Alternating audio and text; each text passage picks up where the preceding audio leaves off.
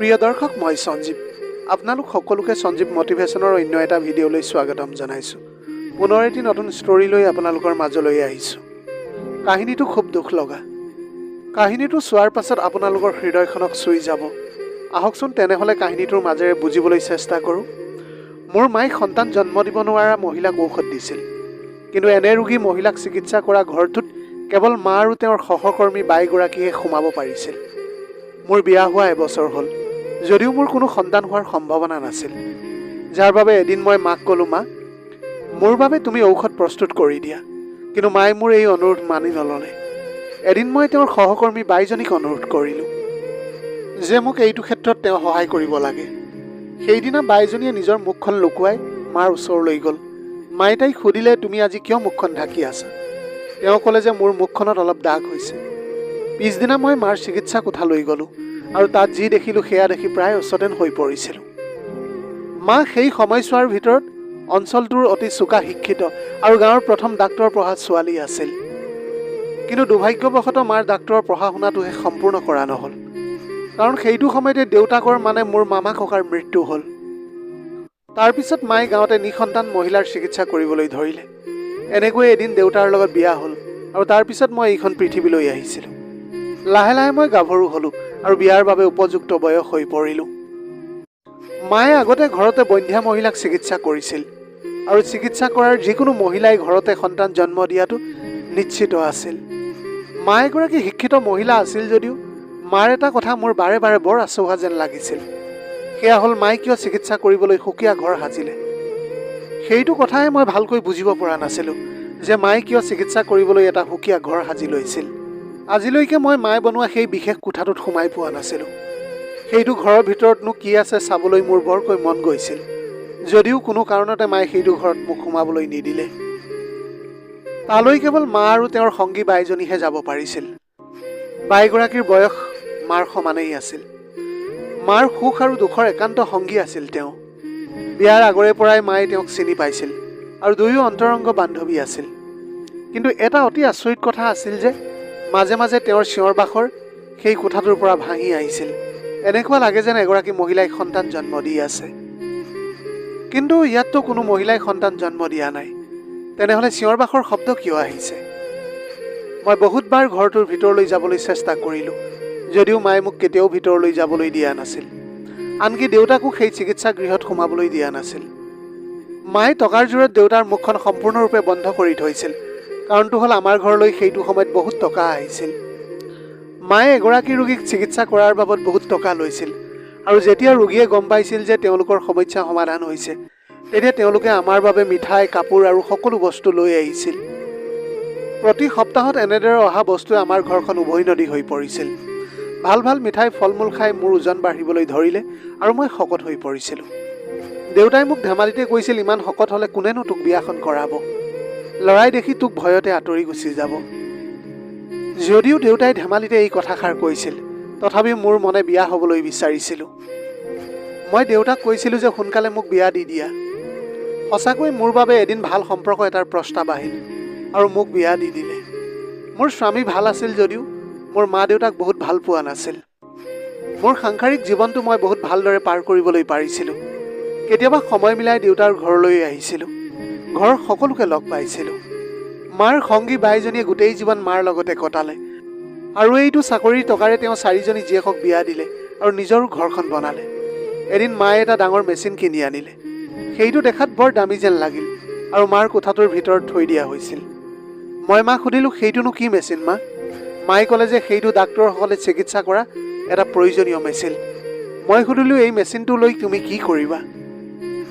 তুমিতো চিকিৎসা কৰি অপাৰেশ্যন নকৰা নহয়। কিন্তু মায়ে ক'লে যে মোক এই মেচিনটো বহুত দৰকাৰ, কাৰণ এইটো মেচিনৰ সহায়ত মই দুগুণ বেছি কাম কৰিবলৈ পাৰিম। মই ক'লোঁ, মা, তুমি ইমান টকা উপাৰ্জন কৰিনো কি কৰিবা? বহুত কৰিলা আৰু মা, এতিয়া তুমি অলপ জিৰণি লোৱা। মায়ে মোক ক'লে, টকা অবিহনে জীৱনত একোৱেই মূল্য নাই। টকা এনেকুৱা এটা বস্তু যিটো প্ৰতিদিনে প্ৰয়োজন হয় মানুহক। মোৰ ননদ এগৰাকীৰ সন্তান নাছিল। সেইটো কথা গম পাই মই মাক ক'লোঁ, মা, তুমি বহুত দূৰ দূৰণিৰ ৰোগীক চিকিৎসা কৰি আহিছা। মোৰ ননদজনীকো অলপ চাই দিবাচোন। মায়ে ক'লে, এই চিকিৎসা বহুত খৰচী, তুমি এইবোৰৰ মাজত নোসোমোৱাই ভাল। কিন্তু এদিন মোৰ শাহুমাই ক'লে, বোৱাৰী, তোমাৰ মাক কোৱা যে মোৰ ছোৱালীজনীক যাতে ভালদৰে চিকিৎসা কৰি দিয়ে।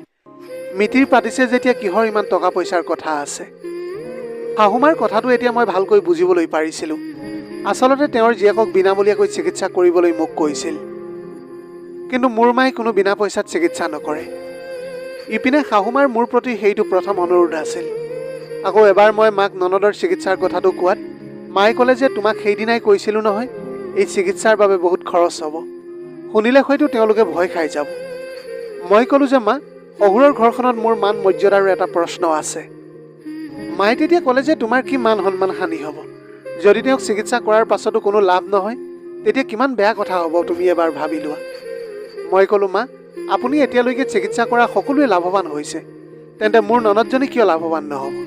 এনেদৰে কৈ মই মাক পতিয়ন নিয়াবলৈ বহুত চেষ্টা কৰিলোঁ। কিন্তু মায়ে মোক বহুত বকিবলৈ ধৰিলে আৰু লগতে ক'লে যে মোৰ লগত আৰু কেতিয়াও এই বিষয়ে কথা নাপাতিবা। তুমি ননদক লগত চিকিৎসাৰ বাবে মোৰ ঘৰলৈ কেতিয়াও নানিবা। এইবাৰ দেউতাই মাক ক'লে যে ছোৱালীজনী শহুৰেকৰ ঘৰৰ কথা আছে যিহেতু, কথাবোৰ ভাবি চিন্তি তুমি চিকিৎসাটো কৰাই দিয়া। দেউতাই তেনেকৈ কওঁতে মায়ে চিকিৎসা কৰিবলৈ মান্তি হ'ল। দেউতাই মোক ক'লে যে মায়ে দিনে ৰাতিয়ে মানুহৰ চিকিৎসা কৰি উন্মাদ হৈ পৰিছে। একেৰাহে সেই চিকিৎসা কৰা গৃহতে থাকে। মই দেউতাক সুধিলোঁ, দেউতা, তুমি কেতিয়াবা সেই ঘৰটোলৈ গৈ পাইছানে? দেউতাই তেতিয়া ক'লে যে যেতিয়া ঘৰটো সাজি আছিল তেতিয়া মই তালৈ গৈছিলোঁ। তেতিয়া তাত কেৱল ডাক্তৰৰ 2-এটা বস্তু, এখন টেবুল, বিচনা, 4খন চকী আৰু এটা আলমাৰী আছিল। মোৰ মনলৈ চিন্তা আহিছিল, যদি তেনেকুৱাই হয় তেন্তে মায়ে কাকো তালৈ যাবলৈ কিয় নিদিয়ে? যিয়েই নহওক মোৰ ননদজনী চিকিৎসাৰ বাবে মাৰ ওচৰ পালেগৈ। তেওঁক ইনভেণ্টৰী ট্ৰিট এটা কৰা হ'ল। মই ননদক সুধিলোঁ, মায়ে তোমাক ক'ত ৰাখি চিকিৎসা কৰিছিল? ননদে ক'লে যে আমাৰ ঘৰৰ ডাইনিং ৰুমতে তাইক মায়ে চোৱা চিতা কৰিলে। মই সুধিলোঁ, কিয়? মায়ে তোমাক চিকিৎসা কৰা ঘৰটোলৈ নিনিলে নেকি? তেওঁ ক'লে যে নাই, মোক কোনো কোঠালৈ লৈ যোৱা নাছিল। 2-4টা টেষ্ট কৰা হৈছিল। তাৰপিছত চিকিৎসা আৰম্ভ হ'ল। তেওঁ ঔষধৰ এখন প্ৰেছক্ৰিপশ্যন দিলে আৰু লগতে ক'লে যে যদি কপালত আছে তেতিয়াহ'লে কেঁচুৱা হ'ব, নহ'লে ইয়াৰ কোনো চিকিৎসা নাই। ননদৰ কথাত মই একেবাৰে আচৰিত হৈ পৰিলোঁ। মায়ে ইমান মানুহৰ চিকিৎসা কৰিছে, লাখ লাখ টকা খৰচ কৰিছে সন্তানৰ বাবে, কিন্তু ননদজনী কিয় ওপৰে ওপৰে এনেদৰে চিকিৎসা কৰিলে? ইয়াৰ অৰ্থ হ'ল মায়ে টকা নোপোৱাৰ বাবে ননদজনীক ভালদৰে চিকিৎসা কৰা নাই। সঁচাকৈ মোৰ মা বৰ টকাৰ লোভীয়া হৈ পৰিছে। তথাপিও মনতে ভাবিলোঁ, চাওঁচোন বাৰু, কিজানি কেঁচুৱা হয় বা। কিন্তু কোনো লাভ নহ'ল। ননদে মোক ক'লে যে মোৰ সন্তান নহ'ল, কিন্তু তোমাৰ মা বৰ ভাল এগৰাকী মানুহ। ভগৱানে ইচ্ছা কৰিলে সন্তান জন্ম হ'ব বুলি ক'লে। ইফালে এমাহ-দুমাহ কৰি মোৰো বিয়া হোৱা এবছৰ হ'ল, যদিও মোৰো দেখোন এতিয়ালৈকে একো পজিটিভ ৰিজাল্ট অহা নাছিল। আজিকালি 2-3 মাহ কিবা এটা সম্ভাৱনা নেদেখিলেই এচাম মানুহে আলোচনা আৰম্ভ কৰে। মই চিন্তিত হৈ পৰিলোঁ, কাৰণ মোৰ আত্মীয় 2-এগৰাকীয়ে মোক কথাটো সুধিবলৈ ধৰিলে আৰু লগতে ক'লে যে তুমি মাৰ পৰামৰ্শ কিয় নোলোৱা? বেছি দেৰি হ'লে তুমিও সমস্যাত পৰিবা। ননদেও এদিন ক'লে, মোৰ দৰে আৰু নহ'বা, সোনকালে ট্ৰিটমেণ্ট কৰা। শাহুমায়ো এদিন পাকঘৰত থাকোঁতে মই শুনাকৈ ক'লে, ঘৰখনলৈ সুখৰ খবৰটো কেতিয়া আহে জানো? ভগৱানে কৃপা কৰিলে হয় আৰু। 4 বছৰ ধৰি ননদে বিভিন্ন চিকিৎসা কৰিও একো সুফল নাপালে। মোৰতো মাত্ৰ এবছৰ হৈছেহে, তথাপিও ঘৰখনৰ সকলোৰে কথা আৰু আচৰণৰ প্ৰতি মোৰ বহুত চিন্তা হ'বলৈ ধৰিল। এদিন স্বামী আৰু শাহুমাক নোকোৱাকৈ মনে মনে ডাক্তৰৰ ওচৰলৈ গ'লোঁ আৰু সকলো চেক আপ কৰিলোঁ। ডাক্তৰে ক'লে যে 2 দিনৰ পিছতহে ফলাফল গম পাম। মই ক'লোঁ যে মই টেষ্ট ৰিপৰ্টটো নিবলৈ আহিবলৈ নোৱাৰিম। আপুনি মোৰ ফোনৰ হোৱাটছআপতে ৰিপৰ্টটো দিবলৈ পাৰিব আৰু তাতেই সবিশেষটো জনাই দিব। ডাক্তৰজন বৰ মৰমীয়াল আছিল। হয়তো বুজি পাইছিল যে মই কিবা এটা সমস্যাত পৰিছোঁ বুলি। তেওঁ হ'ব বুলি জনালে। সেই 2 দিন মই কেনেকৈ কটালোঁ সেয়া মইহে গম পাইছিলোঁ। 2 দিনৰ পিছত ডাক্তৰে ফোন কৰি ৰিপৰ্টটো দি ক'লে যে আপোনাৰ এটা সমস্যা আছে, যাৰ বাবে আপুনি কেতিয়াও মাতৃ হ'ব নোৱাৰিব।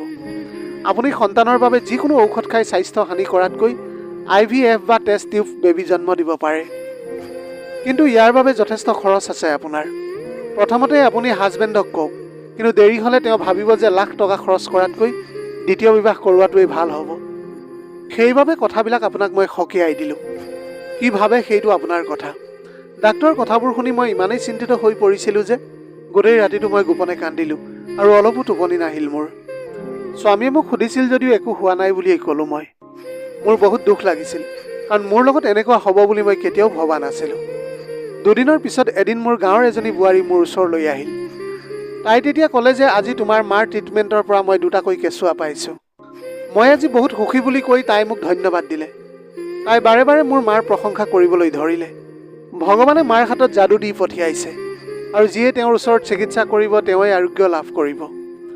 মহিলাগৰাকীৰ কথাত মই বৰ সুখী হোৱাৰ লগতে হৃদয়ত শান্তি অনুভৱ কৰিছিলোঁ, কাৰণ বোৱাৰীগৰাকীৰ 10 বছৰলৈকে কোনো সন্তান হোৱা নাছিল। গতিকে ময়ো সিদ্ধান্ত ল'লোঁ যে ময়ো মাক সকলো কথা ক'ম আৰু তেওঁৰ ওচৰত চিকিৎসা কৰাম। কিন্তু এইটো কথা মই স্বামী শাহুমা কাকোৱেই নকওঁ। মই মাৰ ওচৰলৈ গ'লোঁ। মা ৰাতিপুৱা বৰ ব্যস্ত আছিল। সেই চিকিৎসা গৃহতে সোমাই আছিল আৰু ওলাই অহা নাছিল। মই ঘৰলৈকে গ'লোঁ যদিও দেউতা ঘৰত নাছিল। মায়ে মোক 4 ঘণ্টা অপেক্ষা কৰিবলৈ বাধ্য কৰালে। মোৰ বহুত খং উঠিল আৰু মাক ক'লোঁ যে মা, মোৰো যে কিবা এটা সমস্যা আছে, সেইটো কথা তুমি কিয় নাভাবা? মায়ে সুধিলে যে কি সমস্যা হৈছে তোৰ? টকাৰ প্ৰয়োজন হৈছে নেকি? মই টকাৰ প্ৰয়োজন নাই বুলি ক'লোঁ আৰু তাৰপিছত ডাক্তৰে কোৱা কথাখিনি মাক ক'লোঁ। লগতে ডাক্তৰে দিয়া ৰিপৰ্টটো দেখুৱালোঁ। কিন্তু মায়ে ৰিপৰ্টটো চাই সমস্যা ডাঙৰেই বুলি ক'লে আৰু একো কৰিব নোৱাৰিবি বুলি ক'লে। মই ক'লোঁ তোমাৰ কাৰণে কি ডাঙৰ সমস্যা হ'ল মা? তুমি মোৰ চিকিৎসা কৰা। কিন্তু সেইটো সময়ত মায়ে মোক ধমকি দি কৈছিল যে যদি তুমি আকৌ মোক এই কথাটো কোৱা তেনেহ'লে মোতকৈ বেয়া আৰু একোৱেই নহ'ব। কোনো কাৰণতে মই তোমাক ট্ৰিট কৰিবলৈ নোৱাৰোঁ। ময়ো খঙেৰে মাক ক'লোঁ, মা, তুমি গোটেই পৃথিৱীৰ মানুহক খাদ্য দি আছা আৰু যেতিয়া মই প্লেটখন দেখি খাদ্য খাবলৈ বহিছোঁ তেতিয়া তুমি মোক কৈছা যে খাদ্য খাবলৈ নোপোৱা। এতিয়া মায়ে মোৰ কথাত লাজ পাই ইমানেই বকিবলৈ ধৰিলে যে শেষত তেওঁ ক'লে যে তেওঁ মৰি গ'লেও হেনো মোৰ চিকিৎসা নকৰে। তেনেতে দেউতা ভিতৰলৈ সোমাই আহি মই কান্দি কান্দি থকা দেখি মাক ক'লে যে আৰে ছোৱালীজনী ইমান দিনৰ মূৰত ঘৰলৈ আহিছে, তাই কিয় কান্দি আছে, তাইৰ সমস্যাটো কি হৈছে? মায়ে একো নোকোৱা দেখি দেউতাই মোৰ মুখলৈ চাই সুধিলে যে তুমি কিয় কান্দি আছা? মই মাৰ মুখলৈ চালোঁ যদিও একো নক'লে মায়ে। মই আফচোচ ভাৱেৰে ক'লোঁ মায়ে মোৰ চিকিৎসা কৰিব নিবিচাৰে। দেউতাই ক'লে তুমি একেবাৰে চিন্তা নকৰিবা, মই জীয়াই আছোঁ। সকলো সমস্যাৰ সমাধান হ'ব তোমাৰ। ৰ'বা মই তোমালৈ চাহ বনাই আনোগৈ। দেউতাই গুচি যোৱাৰ পাছত মায়ে মোক ক'লে যে যি হৈ আছে সকলো ভগৱানৰ ওপৰত এৰি দিয়া। মই কেতিয়াও তোমাৰ এই চিন্তাক লৈ মূৰ ঘমাব নোৱাৰোঁ। মই মোৰ ঘৰলৈ আহি ভাবিলোঁ যে মায়ে মোক কিয় তেনেকৈ ক'লে? মায়ে আজিলৈকে মোক চিকিৎসা কৰা ঘৰটোত সোমাবলৈ কিয় নিদিলে? মই যেতিয়া মোৰ ননদজনীক তেওঁৰ ওচৰলৈ পঠিয়াইছিলোঁ মায়ে তাইকো সোমাবলৈ নিদিলে। তেনেহ'লে ইমান মানুহ মাৰ ওচৰলৈ লাখ লাখ টকা খৰচ কৰি কিয় চিকিৎসা কৰিবলৈ আহে? কিন্তু মোক বা মোৰ আত্মীয়ক মায়ে কিয় চিকিৎসা কৰিবলৈ নিবিচাৰে?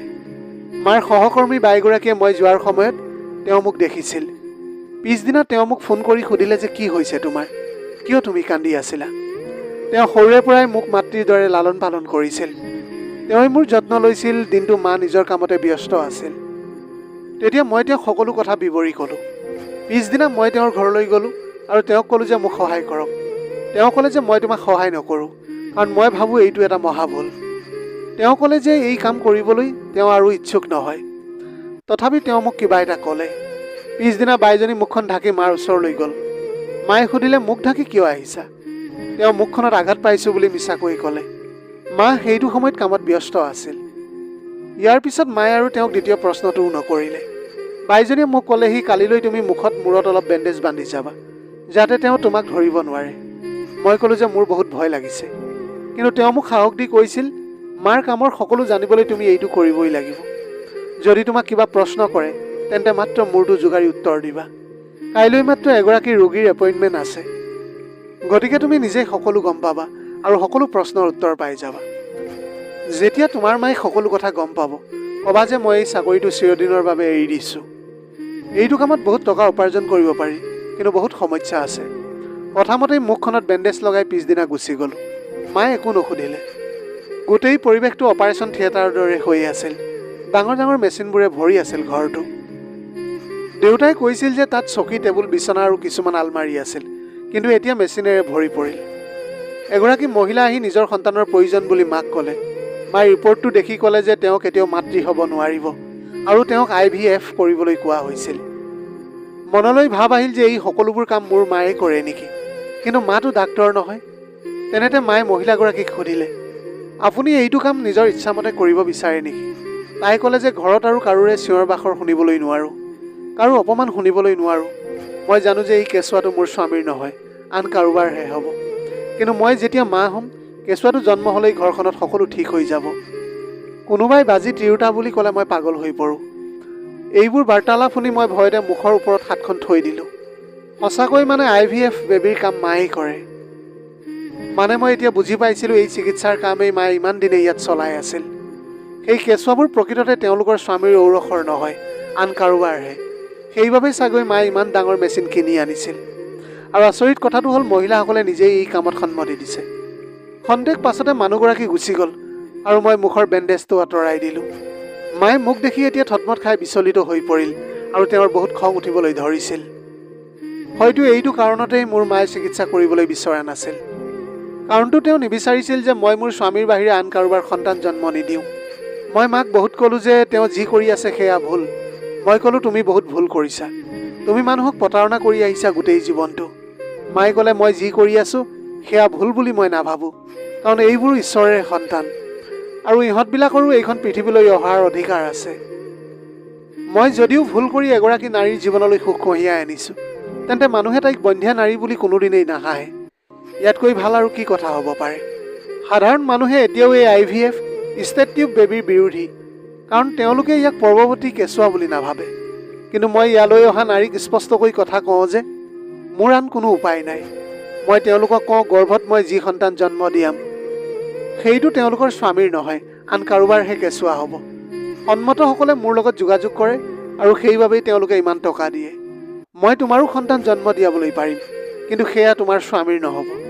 মই মাক ক'লোঁ মা, মই নাজানো তুমি শুদ্ধ নে ভুল, কিন্তু তোমাৰ সহকৰ্মী বাইজনীয়ে মোক তোমাৰ ওচৰলৈ পঠিয়াই দিছিল আৰু কৈছে যে তেওঁ আৰু তোমাৰ লগত এইটো কাম নকৰে, তেওঁ এতিয়া চাকৰিটো এৰি দিছে। ইয়াকে কৈ মই মাৰ ওচৰৰ পৰা গুচি আহিলোঁ আৰু ঘৰলৈ আহি মোৰ মনত কিছু অদ্ভুত চিন্তাই প্ৰতিক্ৰিয়া কৰিছিল। সঁচাকৈয়ে মায়ে নিজৰ জীৱনকো তুচ্ছ কৰি ৰাজহুৱা স্থানত এইটো কাম কৰি আহিছে। আৰু কালিলৈ যদি কোনোবাই গম পায়, তেন্তে তেওঁ বাৰু জেলত ভাত নাখাবনে? বহুতেইটো প্ৰতিশোধ ল'বও পাৰে। তাৰ পাছত বাৰু মায়ে কি কৰিব? যিয়েই নহওক ছমাহমানৰ পাছতে এনে লাগিল যে মায়ে যেন এই কামত হাৰ মানিলে আৰু তেওঁ কামটো এৰি দিলে। কাৰণটো হ'ল মাৰ সংগী বাইজনীয়ে কামটো এৰি যোৱাৰ পাছত মায়ে অকলশৰীয়া হৈ পৰি কামটো কৰিব নোৱাৰা হৈ পৰিল। মই এই বিষয়ে কাকো কোৱা নাছিলোঁ, আনকি মোৰ দেউতাকো। এদিন মই স্বামীক ক'লোঁ যে মই কেতিয়াও মাতৃ নহওঁ। তেওঁ একেবাৰে বাকৰুদ্ধ হৈ পৰিছিল। তেওঁ মাত্ৰ ক'লে যে ঠিক আছে বাৰু, চিন্তা নকৰিবা, এতিয়া কি হয় সময়ত দেখা যাব। এনেকৈ 2 বছৰ পাৰ হ'ল যদিও মোৰ এতিয়ালৈকে কোনো সন্তান হোৱা নাছিল। কিন্তু ভগৱানৰ ওচৰত সদায় প্ৰাৰ্থনা কৰোঁ, কাৰণ মোৰ বিশ্বাস আছিল যে ঈশ্বৰৰ ওচৰত প্ৰাৰ্থনা কৰিলে তেওঁক হয়তো দেখা নাপাব পাৰোঁ, কিন্তু এদিন হ'লেও চাগে তেওঁ মোৰ মনৰ প্ৰাৰ্থনাটো শুনিব। তেওঁৰ কৃপা আৰু আপোনালোকৰ আশীৰ্বাদত এদিন নিশ্চয় মই সন্তানৰ মাক হ'ব পাৰিম। প্ৰিয় দৰ্শক, ভিডিঅ'টি কেনেকুৱা লাগিলে জনাবলৈ নাপাহৰিব। আপোনালোকৰ গোটেই জীৱনটো হাঁহিৰে উপচি পৰক। পাৰিলে দুখীয়াজনক অলপ সহায় কৰিবলৈ চেষ্টা কৰিব। আপোনালোকৰ অকণমান সঁহাৰিয়ে যদি কোনোবা এজন দুখীয়াৰ জীৱনটো সলনি কৰিবলৈ পাৰে, তাতকৈ পুণ্যৰ কাম আৰু এইখন পৃথিৱীত একোৱেই হ'ব নোৱাৰে। Have a nice day.